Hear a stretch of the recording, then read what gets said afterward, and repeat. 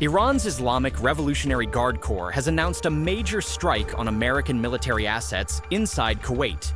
And this time, the claimed target list includes what Tehran described as an American troop assembly point. According to statements carried by Iranian state media, the IRGC said the 8th phase of its Nasser II operation targeted Ali Al-Salem Air Base, with a combined missile and drone assault that targeted a C-RAM early warning radar system and what Tehran described as an area where American troops had gathered inside the base. Those are Tehran's claims, and they have not been independently confirmed. But pause on the number, 8th phase. This is no longer being sold by Tehran as a single retaliatory strike.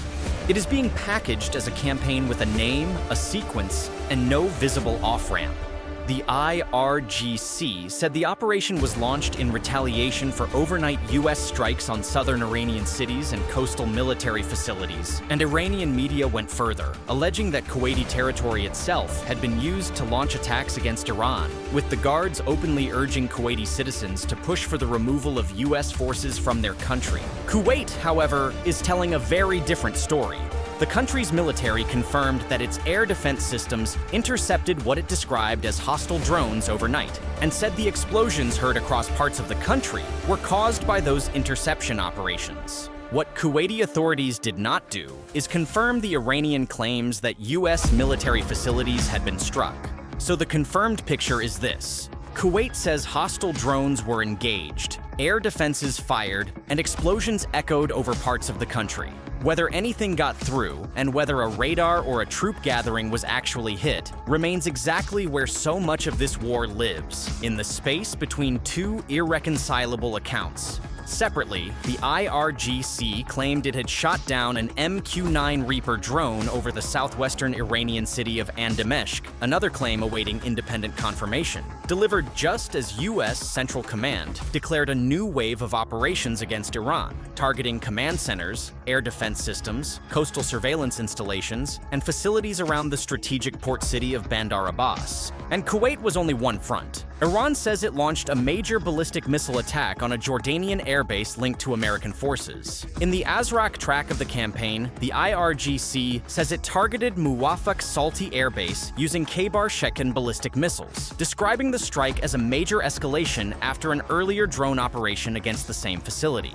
In a strongly worded statement addressed directly to the people of Jordan, the guards claimed the barrage destroyed a storage ramp used by American fighter jets and said it hit a newly built command and control center that Tehran says helped direct U.S. military operations across the region. If true, that would be a serious blow against American-linked infrastructure in the Middle East. But so far, those claims remain unverified, with no satellite imagery or independent evidence emerging to confirm the extent of the reported damage. Jordan's account could hardly be more different. Jordanian authorities say their air defense systems intercepted 8 Iranian ballistic missiles before they reached their intended targets. In an earlier attack on Azraq, Tehran claimed it fired 10 ballistic missiles, while Jordan maintained that most were destroyed in flight, and that debris from the interceptions caused no casualties. A U.S. defense official added that previous Iranian missile and drone attacks failed to cause significant damage or injure American personnel in the country. 10 fired, 8 intercepted, a command center demolished, or no significant damage at all. Both versions cannot be true. And in a war where neither side releases what its satellites see, the world is left to weigh the word of the attacker against the word of the defender, with the truth parked somewhere in the desert between them. How did it come to this? The chain is worth retracing. The ceasefire effectively collapsed after Washington accused Iran of attacking commercial vessels in the Strait of Hormuz. Iran responded by declaring the vital waterway closed until what it described as an end to American interference in the region.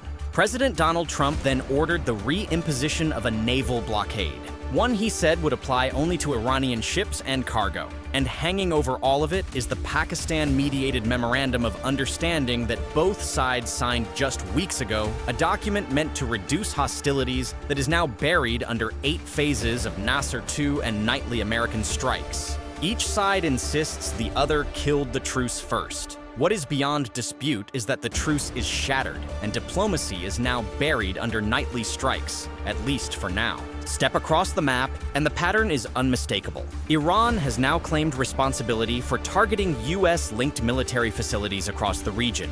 Jordan, Bahrain, Kuwait, and Qatar have all been named across Iran's expanding campaign against hosts of American power, while the United States presses ahead with strikes on Iranian military infrastructure. And notice what the IRGC did in Kuwait. It did not only fire missiles, it addressed the Kuwaiti people directly, urging them to demand the removal of U.S. forces. It did the same to the people of Jordan. Tehran is fighting two wars at once, one against American hardware, and one for the opinion of the populations living next to it. So let us be precise about where the evidence stands. Confirmed. Kuwaiti air defenses engaged hostile drones overnight. Explosions were heard across the country. Jordan says it intercepted 8 ballistic missiles, and CENTCOM has declared a new wave of operations against targets around Bandar Abbas. Claimed but unverified. The targeted radar, the strike on what Tehran called a troop assembly point, the command center in Azraq, and the downed Reaper over Andameshk. This gap is not an accident. It is the war's second battlefield. Iran's information strategy benefits every time the world wonders whether its missiles are getting through, because doubt alone forces Washington to defend everything, everywhere, at enormous cost. Washington's narrative benefits every time an attack is framed as intercepted and harmless, because it preserves the image of an untouchable military.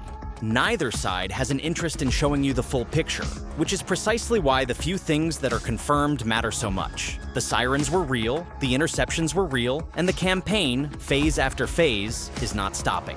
Step back, and the deeper story of this moment is not in Tehran or Washington at all. It is in Kuwait City and Amman. Kuwait spent the night watching its own air defenses light up the sky over its own territory in a war it did not start and cannot end.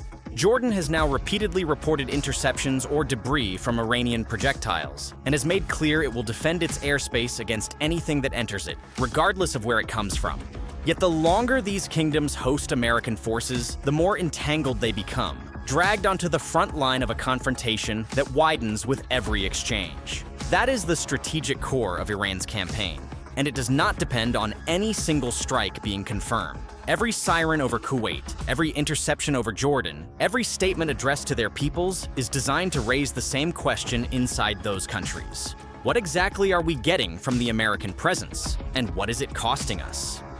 Washington offers protection, but the protection is now needed against a war that the American presence helps bring to their doorstep. If Iran's missiles are being intercepted, the bases are still targets. If they are getting through, the bases are no longer just symbols. They are exposed targets. Either way, the hosts pay. And with the ceasefire in tatters, the strait declared closed, and an 8th phase already announced, every government in the region hosting American forces now faces the same arithmetic, and none of them chose it. The world is watching, and so far, neither side is blinking. Subscribe to WLA for daily geopolitical analysis.